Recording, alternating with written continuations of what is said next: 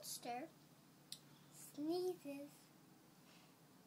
And the author is, and the illustrator is Thea, the same author.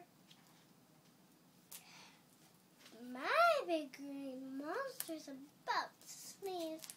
Oh no, what am I going to do if he sneezes? There will be no house. I worry a lot. But then Hachu, the house doesn't knock over. There's a little door. He can't fit out that door. I am mad at my big green monster. I feel like there needs to be a big door.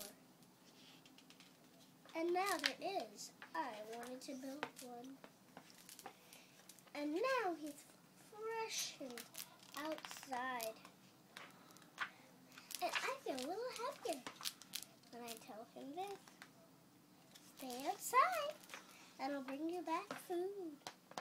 But then he wakes up and he's very scared. It is nighttime outside.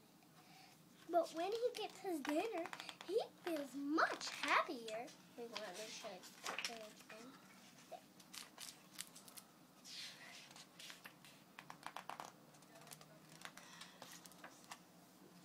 This is what Big Green Monster has for breakfast. Some pancake. Then Big Green Monster, I told him to go to bed. Then the next day, we went on a ship.